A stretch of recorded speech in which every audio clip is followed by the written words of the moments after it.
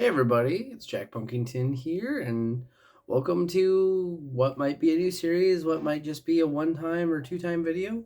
But my last video, I asked you guys what you guys would want to see for content. I gave you guys a couple ideas, and someone asked a really good question, and that someone was My Cool P. Had asked, I'd like to hear about how you were able to make gear trades, how you buy and sell gear, strategies, and details, stuff like that. And so I took a couple minutes. I listened to some music to get myself in the headspace, and I came up with like 20 different things of just like ideas and things I look out for. So this is probably going to be one video, maybe two. If I can think of more, I'll do more. If you guys want me to elaborate on something, I can do that too. So I'm just going to go down the list here and go just stuff that I think is really important. Some stuff that you might not think of, and stuff that's I don't know, just something weird way to think about it. But I ask you all to be open-minded with me on this because it's a little weird sometimes. So the first one, this is super easy. Trust your gut.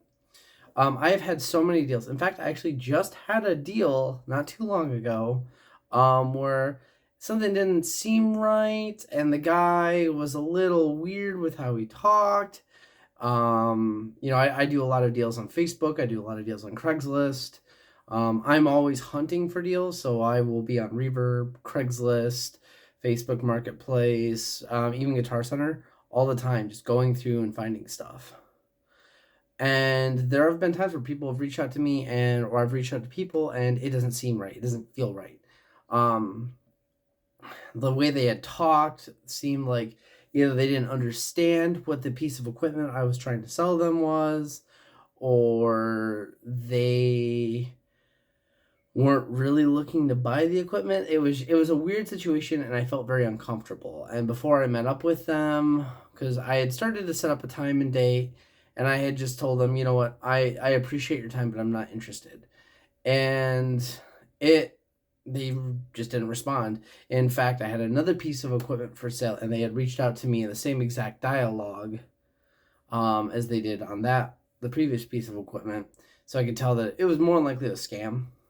So be aware of scammers. That's kind of a number two, but that kind of goes with trusting your gut, because there have been times, even with like people that I know that are actually interested, where I'm just like, I know they're gonna bail, or I know something doesn't seem right. A great example is literally, I have my Orange Crush head up for sale for trade. I'd love to get my hands on a nice 1x12 combo or something that I can just play here at home. My TH30 is really loud, and I'd like to have something that I can just take with me when I'm going camping or going to a friend's house or something, and not have to take a whole half stack. And they had reached out with a really cool tube combo, and I gave them a pretty decent offer. Well, they had reached out to me and offered it, and then they wanted a cab, and I just so happened to pick up another 212 and a 412, and I offered them the other 212, which is like a homemade one. It's not worth a lot. It's like a $75 212 combo that someone had converted into a cabinet. And I was like, oh, the amp itself I felt was worth the trade, but I don't mind throwing in or giving a little bit, which is another tip that I have. Don't be afraid to give a little bit, because it will help you out in the long run sometimes. Other times, it'll be this, where they just bail on you. They didn't like it. They thought that they weren't getting a fair deal and decided to bail. Sometimes that's all you can do is be like, okay, well, I understand. Even though you might feel that it's fair to them, you don't know what they have into that piece of equipment. Sometimes they have a lot more than maybe what it's worth. And sometimes it's sentimental value that they're trying to bank. And so sometimes you just gotta let it go. Like I used to take it pretty personally, like back when I first started, like I set up this time and I did all this and that. But now at this point, it's like if they really want it, they'll meet up and they'll do the trade. So the other thing is, do not be afraid to drive. And what I mean by that is if you're meeting up with someone and it's a distance. The longest I've driven was when I went and met Trogley, and I drove all the way to Ohio. Trogley lives in a border town of Ohio and Michigan. I live in Michigan. It was like a 3-hour drive one way for me, but I am a big fan of his content. And, well, I haven't watched a lot of it recently because I kind of moved away from Gibson. But I still like his Fender Fridays. But was a much bigger fan of his at the time, and super nice guy. You guys can go watch my video of me talking about meeting him. I don't want to go into detail.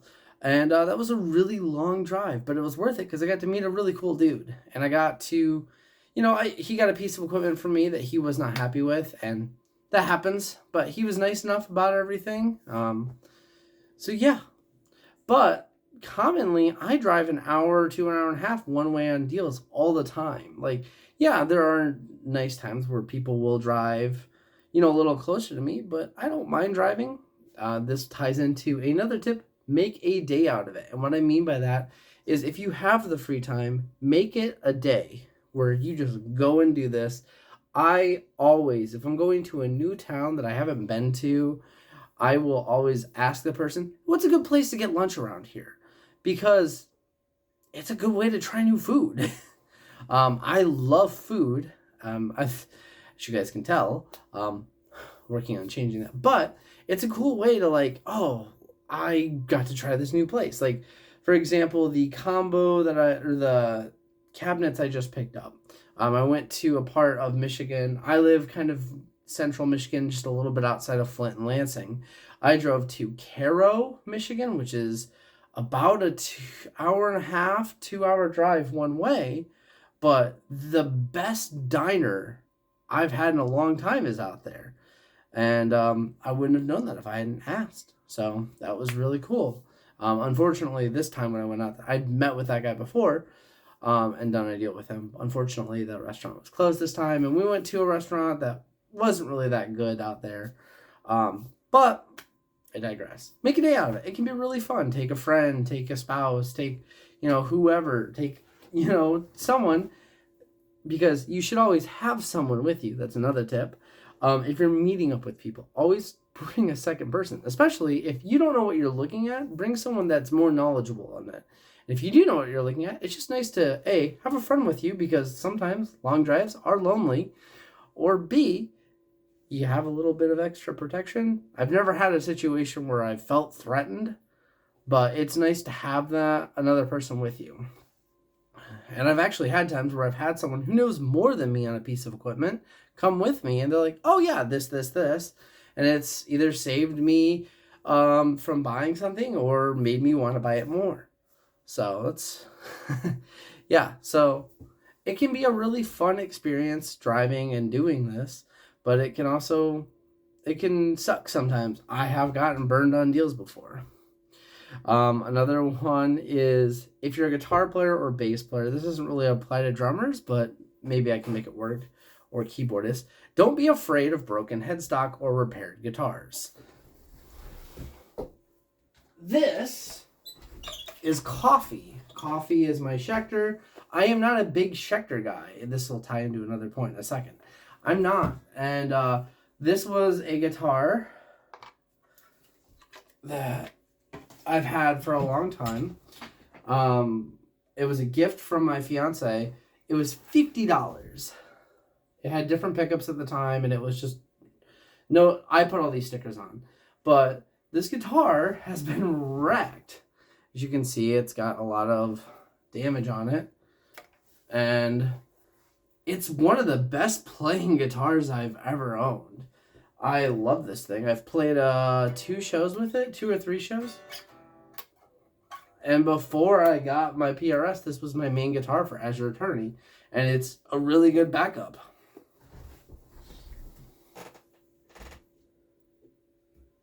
So you want to make sure to try it out. To check it out and try it out. You'll never know what you get until you try. I have had multiple Les Pauls or SGs or other types of guitars that have headstock repairs. In fact, between my circle of friends, I'm kind of known as the headstock repair guy even though I don't really own a guitar with a broken headstock anymore, there was a long period of time for like 3 years, every guitar I got had a broken headstock. And it's because you can get them cheaper. The repairs, 9 times out of 10, are perfect. And what I mean by that is they're solid repairs. They might not be pretty, but they are really well done repairs that are going to last. And you can get a really, really expensive guitar for a lot less money. Because honestly, that's the one thing. If you buy a guitar with a broken headstock, you're cutting the value in half. So you have to expect, if you're buying, say, a Gibson Les Paul Standard, and it has a repaired headstock that went from like a $2,000 to $1,800 guitar used to about $1,000. So if you buy that again, you're probably not going to get more than $1,000 out of it. But you got a cool guitar for a lot less than what you'd have to pay if it didn't. So don't be afraid of that. And that kind of ties into the next one that I've got here is don't, this is hard for me. Don't be a headstock or emblem snob. It took me a long, long time to not be like, only Gibson is good enough, which is really weird for me now because excluding 2 Gibsons, I guess excluding Gibsons that were made, I'd say before 2000, I don't play Gibson. I don't want to play Gibson. I was a huge Gibson guy in high school. High school and just outside of high school, you could not get me to play an Epiphone. I thought they were really bad guitars, and that's really sad to say when some of the best Epiphones I've ever played are better than most Gibsons. I have an Epiphone over here that is I think it's a 2007 Epiphone Standard. I actually need to restring and clean it when I get some more strings. And it has a DiMarzio in it, and this is a very solid guitar. Grover tuners, back before Grover tuners were really commonplace and standard on a lot of guitars. You'd be surprised. Epiphone is great. Schecter is another one. I was not a big fan of Schecter. That Tempest is, again, one of the best playing guitars. So kind of all ties in. So those are just some tips that I have. I have a lot more. If you guys would like more, I'll happily do another video. I'll do one more here, so I don't want this to get too long, but I want it to be handy for everybody.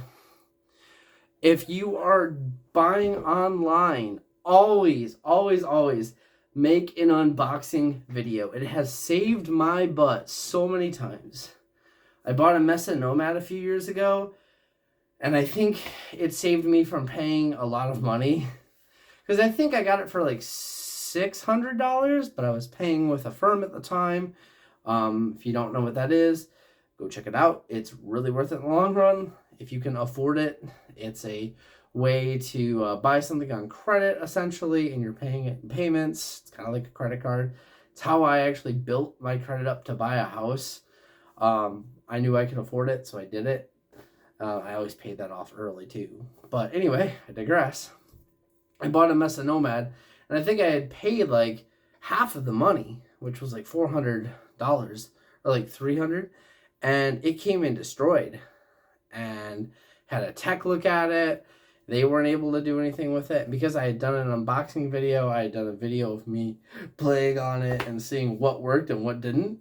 The shop had said everything worked when they sold it. It wasn't required. A, was allowed to keep it, and B, I was able to get what I had already owed on it cleared, so I didn't have to pay all of it. I think I only ended up paying like $350 for it, and I sold it for $200 for parts. So sometimes you have to take the L. It's not so bad sometimes to do it if you can afford to do it. But anyway, guys, that is just some tips with buying, selling, trading, and everything. I have plenty more. I'll happily make another video if you guys like this, but I didn't want to pack too much in for the first one. So anyway, guys, I really appreciate you hanging out. Jack Punkington signing up. Peace.